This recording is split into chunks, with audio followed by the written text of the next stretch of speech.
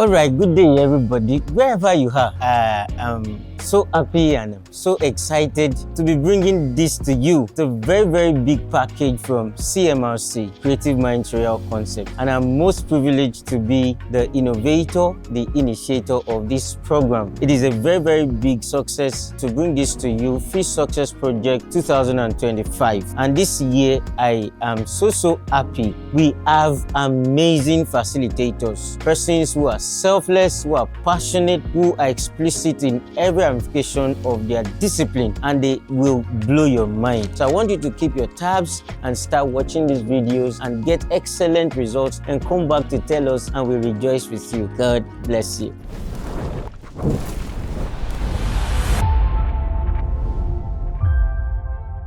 Hello everyone, welcome back to our page, and today I would be taking the concept of consumer behavior in economics. So theory of consumer behavior is divided into both the cardinal approach and the ordinal approach. So basically I'll be dealing with the ordinal approach, and the ordinal approach to consumer behavior basically deals with the concept of indifference curve. So basically today I'll just be taking us on a journey through the concept of indifference curve. So when you talk about indifference curve, indifference curve is basically a curve showing various combinations of two commodities that a consumer consumes, and any combination of that commodity will yield equal satisfaction to the consumer. In other words, you can say that the indifference curve is a curve showing various combinations of two commodities that a consumer would consume, but each combination of the commodity would yield equal satisfaction. That is, the total utility of combinations of goods along the indifference curve is equal. That means the consumer is indifferent. If the consumer can choose to consume combination A or combination B, but one thing is that the total utility along the indifference curve is constant. It does not change. That's one thing to note, because it is something that frequently comes out in the examinations. So basically, this is an example of an indifference curve. An indifference curve. So let's call this good Y and good X indifference curve. Now this IC is used to represent indifference curve, and on our y-axis we have good Y and good X. So this is an example of indifference curve, and for the shape of indifference curve, we say this shape is convex to the origin. When you say something is convex to the origin, that means it bows inward to the origin. And because of this, it implies that the consumer will be willing to sacrifice less and less of a particular product to gain more units of another commodity. And please note that the slope of this indifference curve is negative. Why? Because it is similar to a demand curve, but it is not a demand curve. This curve is actually downward sloping. It is downward sloping, same as the demand curve. And because it is downward sloping, it has a negative slope. But because it is convex to the origin, it implies that the consumer will be willing to sacrifice less and less of a particular commodity to gain more of another commodity. Now, moving on, and also I need to note that a set of indifference curve drawn on the same axis is known as an indifference map. So if I draw another indifference curve here, and I call this IC1, I call this IC2, I call this IC3, this is known as an indifference map. An indifference map is majorly drawing indifference curves on a particular graph. Now, moving on to the properties of an indifference curve. So when you talk about properties of an indifference curve, it's the same thing as saying the features of an indifference curve. Number one, it is downward sloping. In the previous diagram drawn, it was evident that the indifference curve is downward sloping from left to right. The meaning of that is that the slope of the indifference curve is negative. This is the meaning of downward sloping. Downward sloping could either be something, this is also downward sloping. But because this is also downward sloping, it implies that the indifference curve has a negative slope. That is, an increase in the consumption of one commodity would imply consuming less of the other commodity. For example, let's call this good Y, and good X. Suppose this is a particular combination. If we call this Y1, X3. Now, for the demand curve, for the indifference curve to be downward sloping, it implies that for the consumer to consume an higher unit of commodity Y, you must consume a lesser unit of commodity X. This is good X, this is good Y. Consuming Y3 implies consuming less of X3. Now, suppose the consumer comes down. If the consumer consumes Y2, that is consuming less of commodity Y, the quantity consumed of commodity X would increase from X3 to X2. That is evident in this place, moving from X3 to X2. And if the consumer still consumes less of commodity Y, he still consumes more and more of commodity X. That's the implication of the downward sloping indifference curve. The second property of an indifference curve is that it is convex to the origin. For the indifference curve to be convex to the origin, like I said earlier, it bows inward to the origin. It bows inward to the origin, which implies that the consumer sacrifices less and less of good Y for more and more of good X. Note that the consumer still maintains the same level of satisfaction. The total utility, even when the consumer changes from one combination to another, is the same.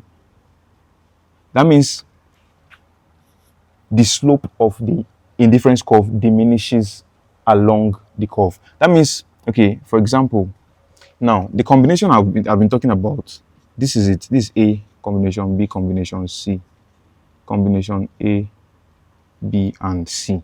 Now, the total utility at each given point is the same. If the consumer switches from combination A to combination B, it is the same level of satisfaction or same level of utility it still gains at each combination.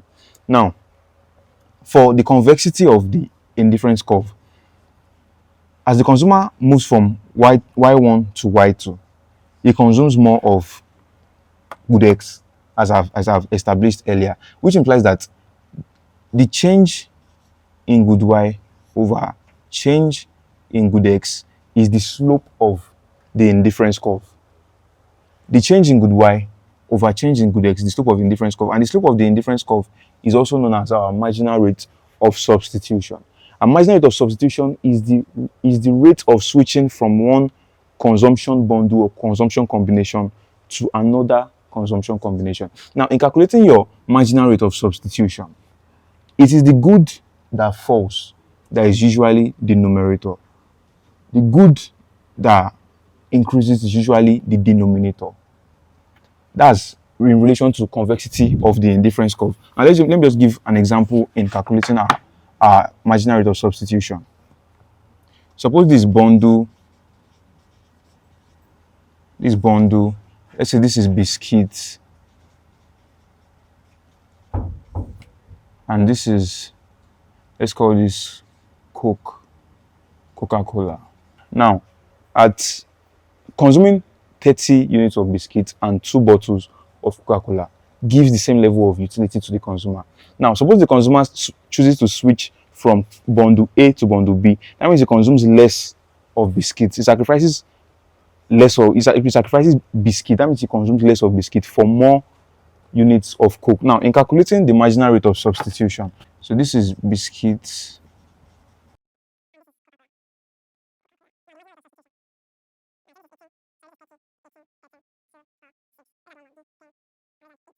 Now, in calculating the marginal rate of substitution, like I said, is the commodity in which its consumption falls. That's usually the numerator. So, in calculating our marginal rate of substitution, we said marginal rate of substitution is change in good Y over change in good X. Now, in this scenario, the consumer consumes less of biscuits. That means is the consumption of biscuits that falls, and the consumption of Coca-Cola increases. So, the change in biscuits consumed it cannot be this for bundle A. The marginal rate of substitution cannot be determined because there is no preceding consumption bundle for this. So we'll start from here. Now, we say 18 minus 30. 18 minus 30 is minus 12.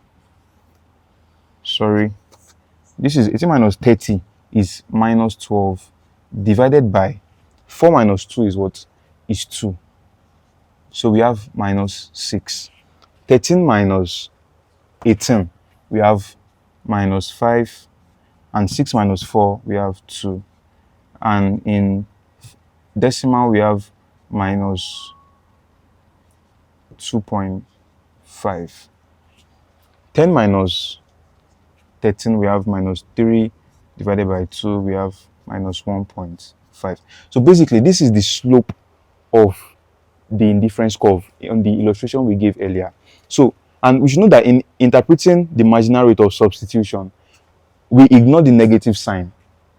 We ignore the negative sign. Now, we notice that if you ignore this negative sign, we have 6, we have 2.5, we have 1.5. And now this takes us back to my earlier explanation that along the indifference curve, the slope diminishes. That means the marginal rate of substitution diminishes, that, or otherwise reduces along the indifference curve. Now, this is evident in the fact that we have 6 here. If the consumer moves from B to C, it moves from 6 to 2.5. It diminishes. It moves from C to D. That's 2.5 to 1.5. So therefore, it follows, like I said, the marginal rate of substitution diminishes along the indifference curve. Now, the third property of an indifference curve is that the further away the indifference curve from the origin, the higher the level of utility. Now, straight to it.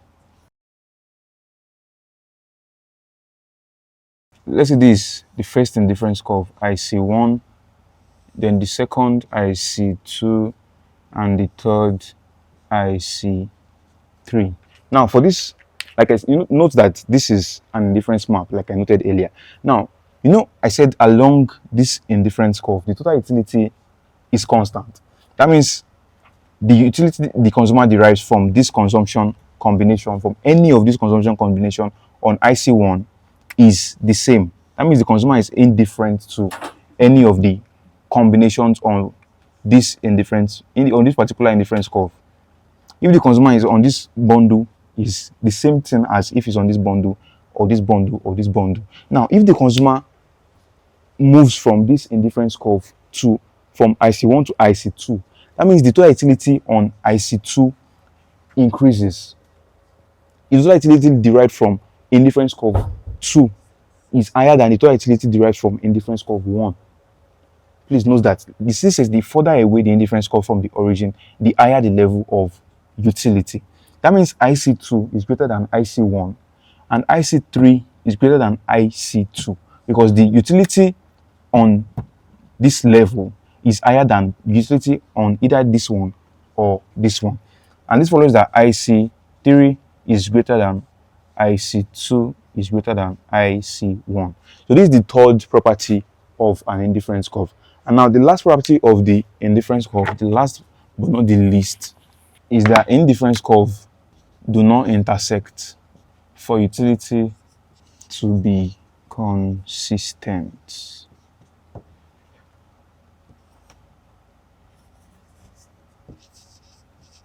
This is good y, once again, this is good x, and this is 0. Now, please note in this property of the indifference curve, suppose this is a particular indifference curve moving like this. Sorry, let's draw this better. And now another indifference curve moves like this. Let's call this IC1, IC2. I said earlier that the further away the indifference curve from the origin, the higher the level of utility. That implies that this particular, let's pick a combination on this indifference curve. Let's call this combination A.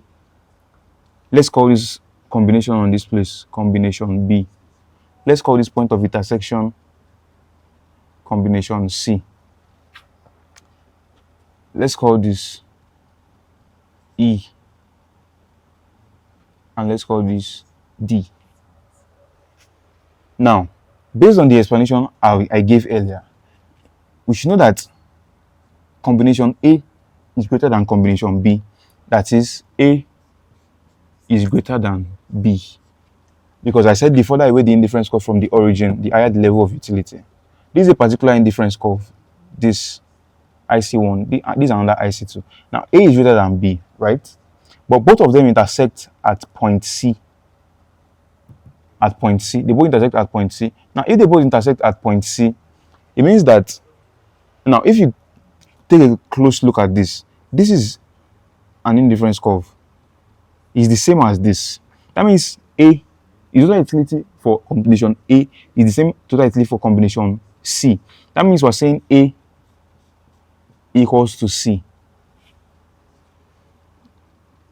It's still on the same indifference curve. A equals to C. And B also, if this is it, and B is also equal to C because of the way they intersect. Now, if A is equals to C and B is also equal to C, then we cannot say A is greater than B. Because if you say A equals to C, B equals to C, we are saying A equal to B, but that's wrong. A equals to C, B equals to C. That means A is also equal to B. If we say A is equal, if both of them are equal to C. Now, and we're also saying A is greater than B. Now, that means that deduction is wrong and is as a result of the intersection of both indifference curve. And as a result, that's why it is said that indifference curve do not intersect on any occasion for the utility to be consistent, because it does not follow the normal property of an indifference curve.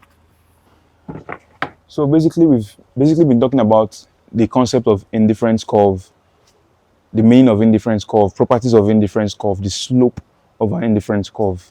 So that would be all for now. So please, I would implore you that you study hard, you read very well for this examination, because it would not be nice like writing this. Just study hard, do this thing, just do it once and be done with it. And I pray that the Lord would help you in Jesus' name. So please remain blessed, keep serving the Lord, and God bless you. Thank you so much. I remain your servant, Dada Martins.